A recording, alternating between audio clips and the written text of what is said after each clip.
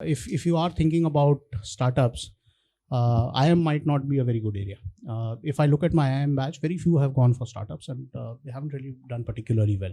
But when I look at my IIT batch, a lot of people have done brilliantly at startups, primarily because they had more time right at the beginning, and obviously the liabilities and the expectations in terms of student loans, in terms of what your parents wanted to do, was lesser, which allowed them runway to create things. There are no engineers or MBAs in politics, or very few. The whole environment is changing.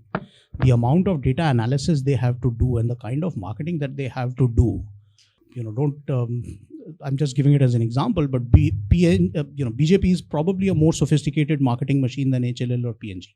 For me, reading about Bajwa trying to slap Imran is like, wow, आज कुछ देखा, आज कुछ नई चीज हुई, पाकिस्तान का prime minister पिट रहा है और we are wondering कि थप्पड़ कितनी जोर से मारा था. Imran Khan getting slapped for you is like, अच्छा ठीक है, ये भी लिखना पड़ेगा, ये भी याद करना पड़ेगा. For me, it's like, मजा आ गया.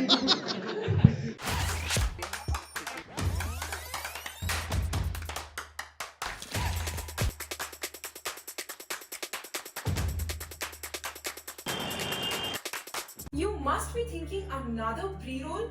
Wait, let me just skip it. With Altuni, there are some boring things which you can avoid, like the long wait for promotions or increments, or the numerous interviews before you land your dream job. At Altuni, we make sure that you're future ready and skilled to be in the top 0.5% class. Click on the link in the description now. So IIM and IIT are very similar in many aspects, in the sense that both are full of engineers or wannabe engineers. There are very few women. There are just 3 of you, I think, over here. So the gender ratio is awful. The competition is a lot more intense at IIMs. People are a lot more serious about their careers. IITs tend to be ki mujhe nahi pata kya hota hai. At IIM, you better know what you want to do and what are the courses you want to take. Okay, so which are the industries or areas that you would recommend people to look at when they are graduating now? It depends on what you want to do. For the people, Sir, ये तो MBA answer है. It depends. So if you like a lot of maths, you want to build your career in accounting or finance, it's go for the big 5. Go for a Deloitte or a KPMG or an EY or a PwC or one of those, and build your career over there. Build your career up to the partner level. You'll find you would have achieved a lot of monetary success. You would have achieved a lot of financial success. For those who are more technologically oriented, this is probably the best time to be a technologist per se. An MBA adds on top of it, but full stack developers are charging a bomb right now. You would have seen that. In our time, I realize now 25 years later into my career that all that I really had to do was to join Infosys. I would have been richer than where I am right now. Any software developers here? I'm sure there would be quite a few. So software developers, you know that, right? Like a lot of software developers today make like 3 times the salary of an MBA grad who gets out of the best IIMs in the country. Yeah. So it's really boomed. Technology has really boomed. If that is an area which interests you, then certainly go there. And then there are these new industries which are coming up, which potentially have a big impact. In our times, it was the mobile telephony area. It was internet and media over the internet. And now it is more about media. It is more about renewable energy. It is areas like electric vehicles, whether it is 2-wheelers or 4-wheelers. These are the industries which will build up over a period of time, and over a 15-20 year horizon, give you a lot. When you get into an IIM, for example, 450 people, 445 of them will not think about renewables. 445 of them will not think about things like media. Amongst the most successful IIM grads would be Harsha Bhogle, who's a cricket commentator now. So those are, I'm not saying be offbeat, but what I'm saying is that think about industries in terms of a 20-year horizon. The way money is made in the corporate world is you make very little of it early in your career, and most of it is actually achieved later in your career. It's similar to how doctors work or how lawyers work. All the money you will make in your first 20 years will probably be beaten by the amount you will make in your 21st year, because your skills build up over a period of time. In accounting like spaces, what you make as a partner in a single year will be more than what you made in the last 10 years put together plus interest and everything. As a technologist, what you make as a seasoned full stack developer who can actually give a digital experience, which is world class digital experience, you'll make more money today than you've ever made in your life. And that's how you have to think about a career. आपने जब MBA किया तभी the fees were like 2 lakh rupees or 50,000 rupees or whatever, I don't know. Today it's 25 lakhs at the minimum. So most people end up taking up loans even when you go to an IIM A, B, C, and there is obviously a lot of, you need to ensure that you're able to pay that loan back, and that I think the career decision also kind of changes because of that relatively, because आपने 25 lakh invest किया है, 2 साल गए हैं where you could have potentially worked and made money. Like for example, you spoke about full stack developers. There is a serious argument, right? कि आप rather than going for an MBA, you can actually just keep improving your skill as a developer and make more money in those 2 years. Plus, you will be eligible to get a higher salary or whatever at the end of those 2 years, more than what somebody who goes to an IIM and gets out. What's your view on that? You're right. The amounts have become bigger, but I can tell you in our times, 2 lakhs was a big amount of money. The amount you paid in MBA was pretty huge. I remember when I got out of IIT, I thought about how much I need to retire, and the amount I had ended up with was 10 lakhs. 10 lakh में retire हो जाएंगे, 1 लाख का interest आएगा साल में, 12 से divide कर दो, 10,000 है, 5,000 में मुनीर का मैं फ्लैट में किराया दूंगा और 5,000 में जिंदगी बीत जाएगी. So that's it used to be big amounts at that time. Yeah, I understand that key student loan. How many of you are planning to take a student loan? Yeah, that'll become a sort of a big liability you have the moment you pass out. But it's not that big a liability, given where starting salaries are these days. If you are reasonably disciplined about it, you'll be able to manage it early on in life.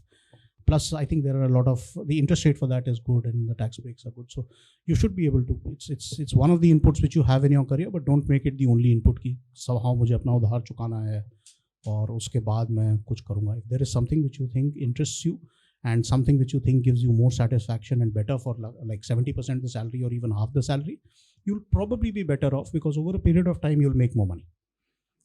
As you get more senior in an organization, you'll make more money. I did not realize it early in my career that the whole point of joining a corporate organization is to build up your career to reach the senior levels. That's really where you make the money. You don't really make it on the journey. You make it at the end, at senior levels, not the end. So that's how it works. If you are thinking about startups, IIM might not be a very good area. If I look at my IIM batch, very few have gone for startups, and they haven't really done particularly well. But when I look at my IIT batch, a lot of people have done brilliantly at startups, primarily because they had more time right at the beginning, and obviously the liabilities and the expectations in terms of student loans, in terms of what your parents wanted to do, was lesser, which allowed them runway to create things. Plus, of course, there is the technological bent. IIT, when you get out of IIT, you're not really concerned about मेरे को coding करनी है या मुझे कुछ development करना है. Somehow IIM at least in our times used to give that view कि मैंने MBA कर लिया, मैं coding थोड़ा ही करूँगा. Got it. So let's now talk about less serious stuff. तो सर आपके book के बारे में बताओ. आपने book लिखने का कब decide किया? What is that book about? I've written quite a few books on Indian politics. 2012-13, when Sonia Gandhi and Manmohan Singh were ruling India. India was at an interesting juncture in politics. So I started just noting down newspaper clippings and writing small articles which I collected together about Indian politics, and then I wrote a whole series about how the 2014 general election went and how the 2019 general election went. So what is your insight on that? If you can tell us, in what if we are sitting with the next Prashant Kishore? You never know. But what is your insight about? अभी आपने अगर 2 book लिखी है and you analyzed 2012 से, तो some bullet points that you want to leave us with.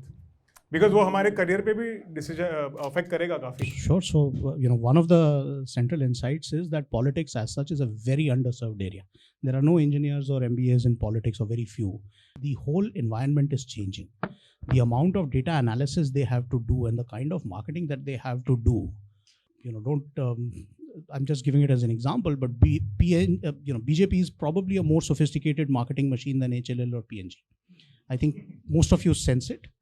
I also sensed it in my work studying politics, that it is an underserved area, and I would not be surprised if someone now left Unilever to join BJP, or someone left PNG to join Congress.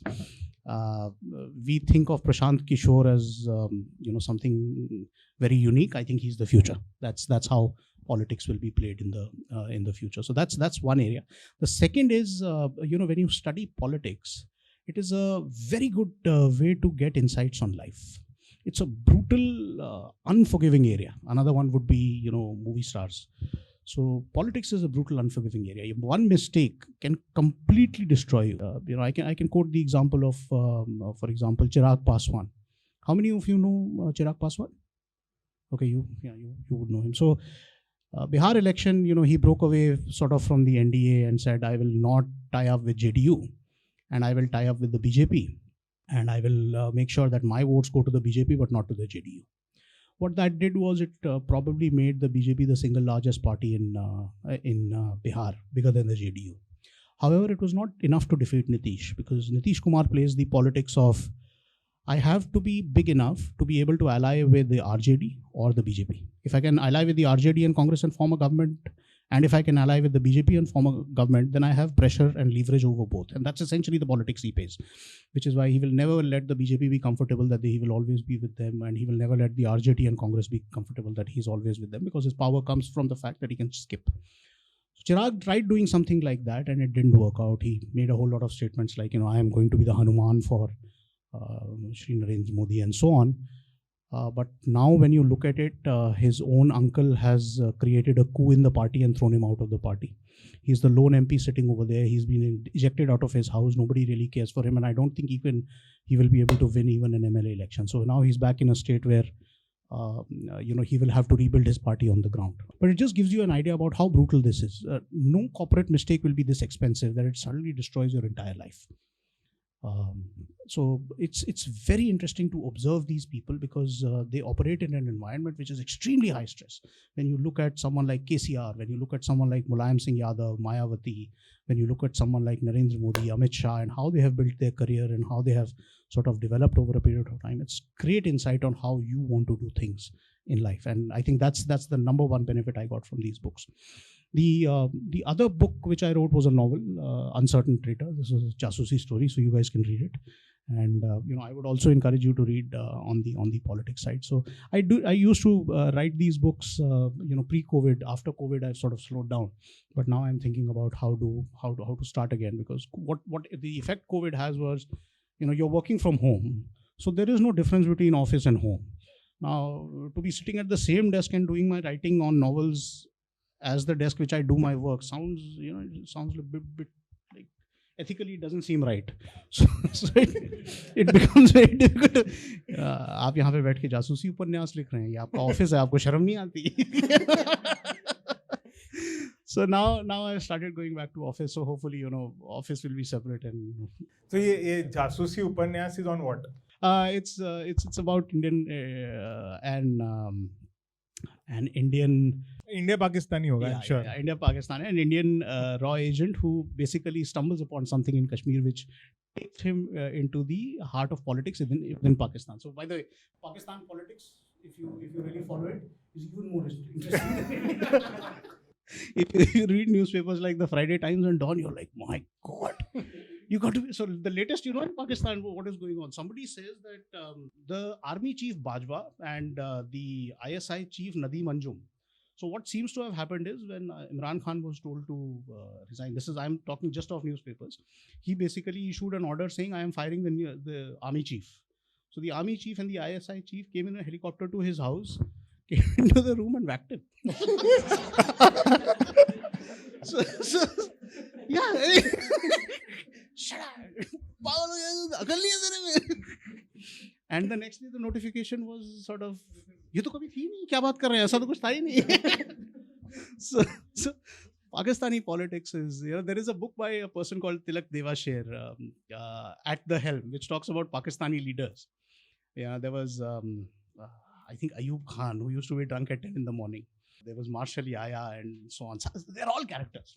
It's similar with India, but Pakistan is a lot more open about demeaning their politicians. So the question is कि आपको research करने का time कैसे मिलता है? Because from what I've read about the reviews about your book, it is very detailed.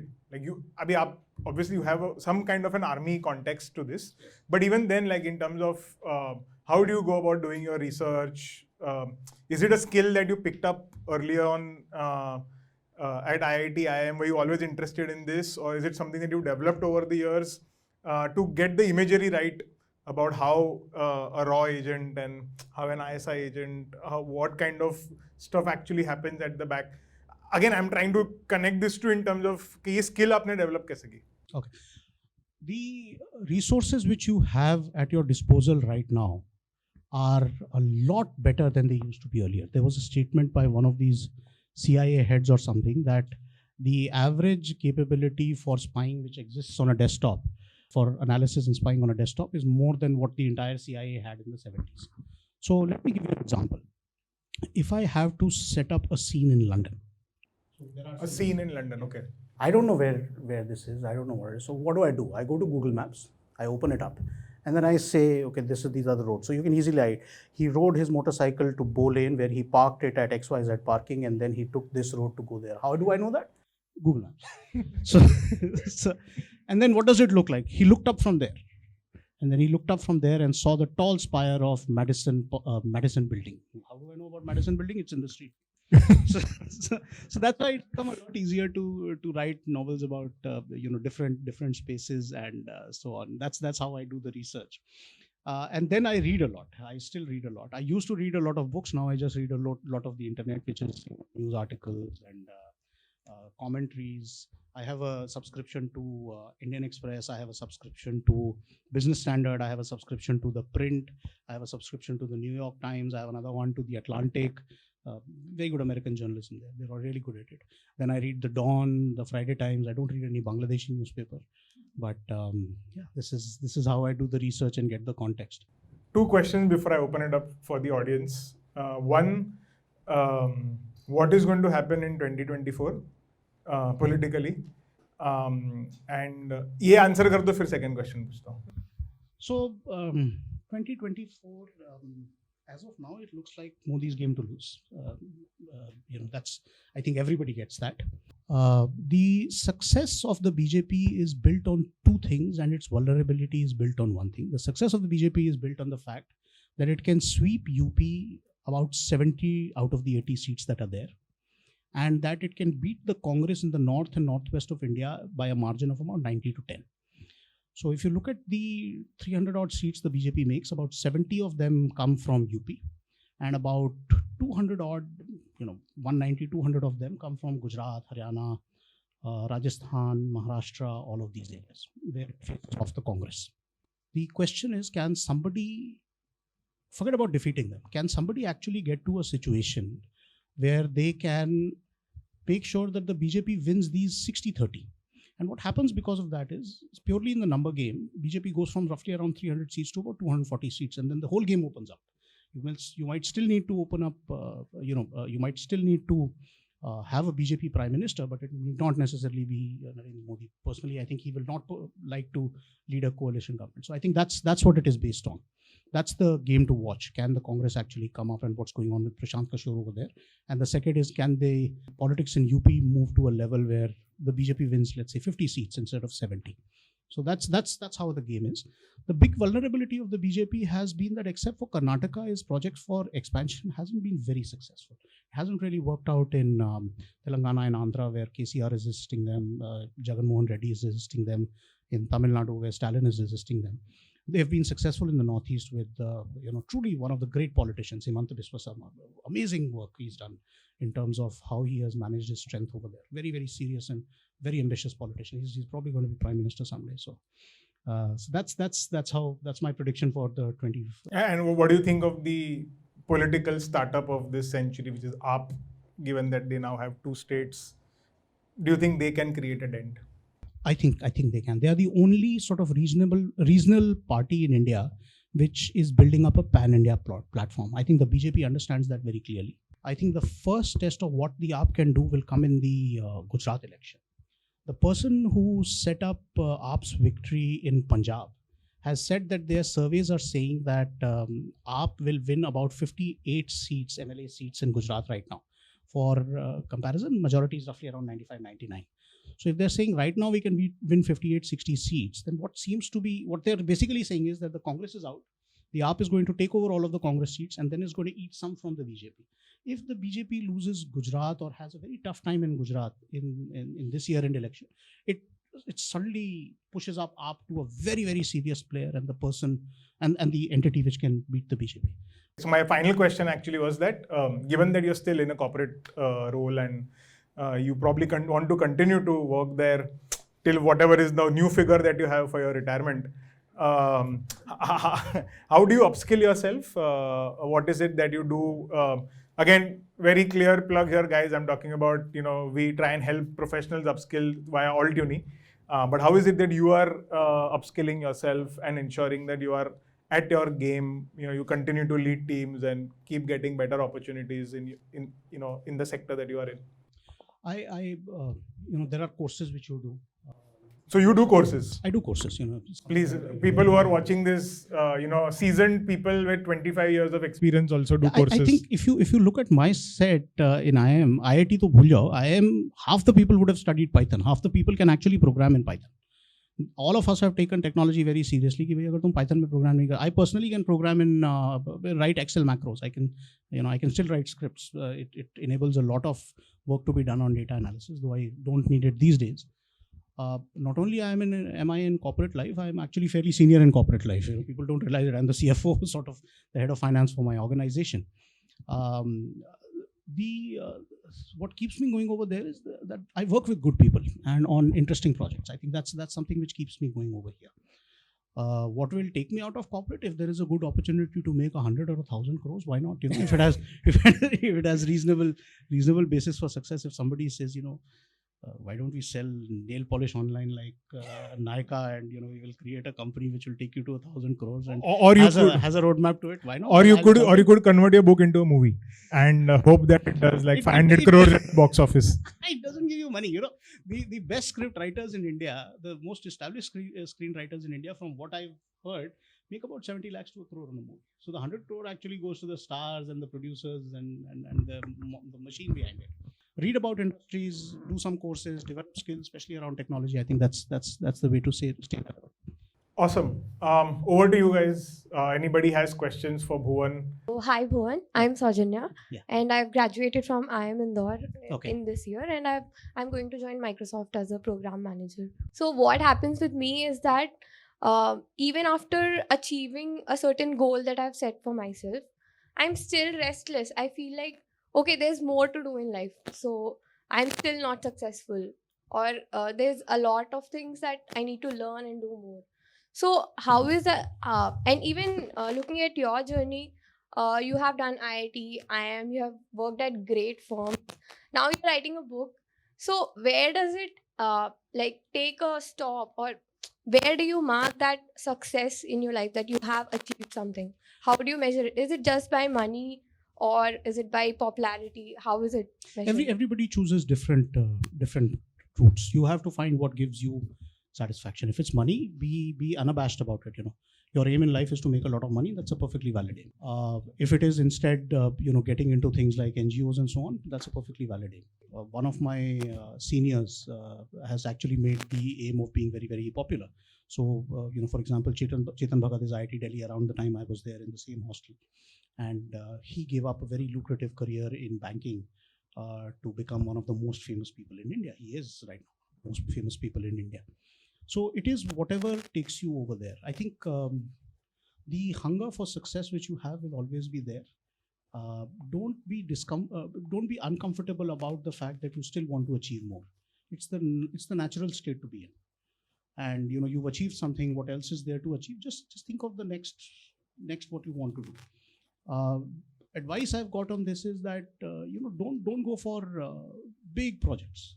Think of the smaller things. What do you want to do in the next 6 months? What do you want to do in the next 1 year? It might be a trek, it might be travel, it might be learning a new programming language, it might be getting the new promotion. So you're going as program manager, I suppose you'll start.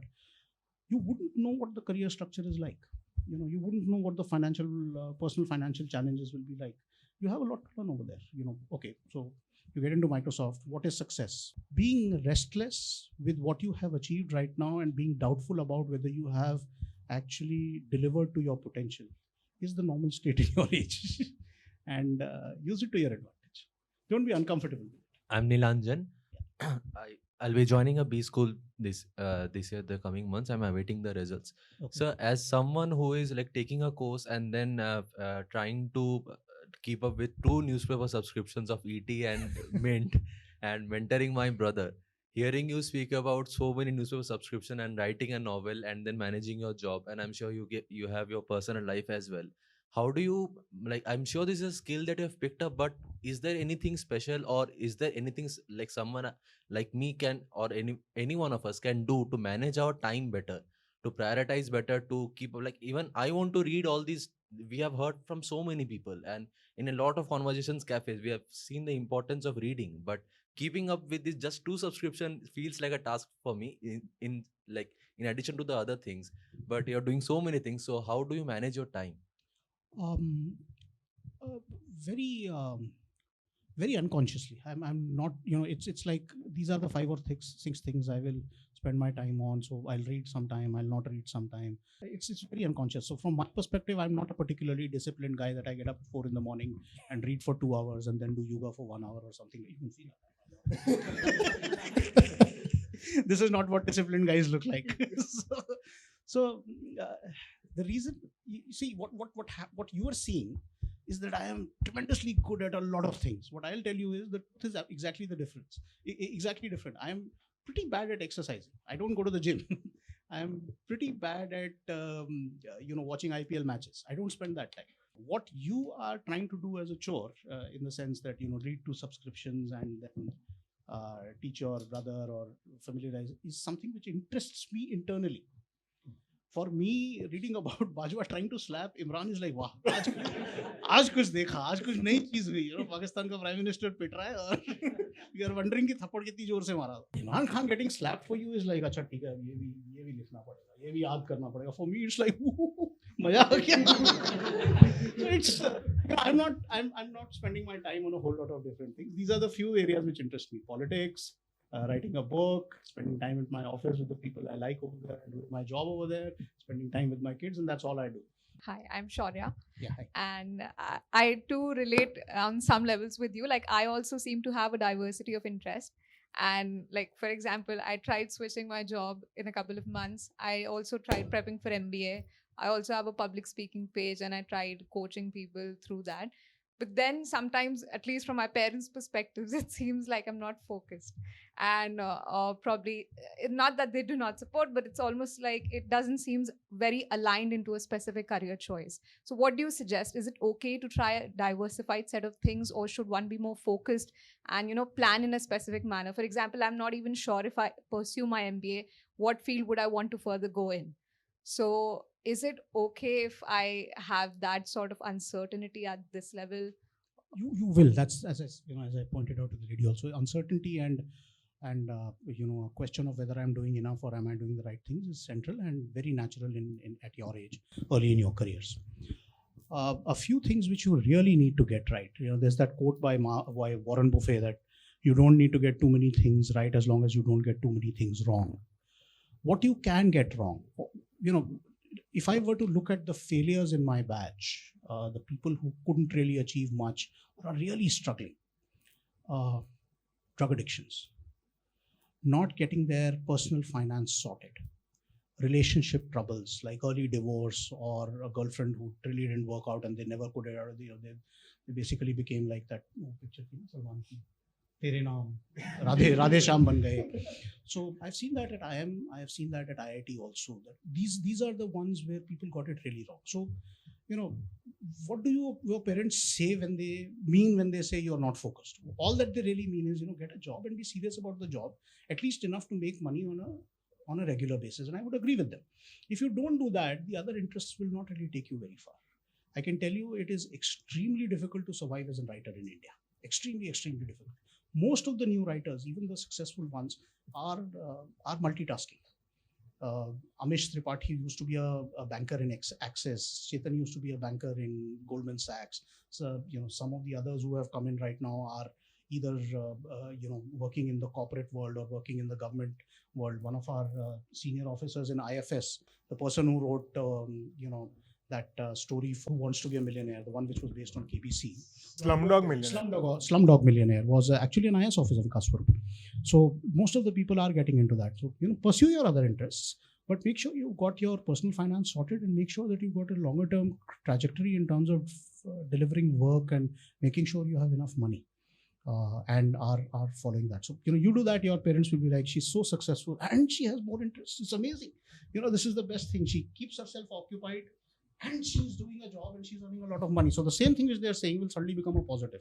The one thing which I really missed getting out of IIM A was getting personal finance right. You do a whole lot of stuff around how to do mergers and acquisitions and security trading and all of that, but you don't really know what a mutual fund is, or you don't really know what amount of insurance to buy. Those things you should get sorted and make sure you're sorted over there. Baki sab kuch karte ho. Awesome. Thank you so much, Bhuwan. It was an absolute pleasure hosting you guys. A big round of applause for Bhuwan. You must be thinking another pre-roll? Wait, let me just skip it. With all theory, there are some boring things which you can avoid, like the long wait for promotions or increments, or the numerous interviews before you land your dream job. At All Tuni, we make sure that you're future ready and skilled to be in the top 0.5% class. Click on the link in the description now.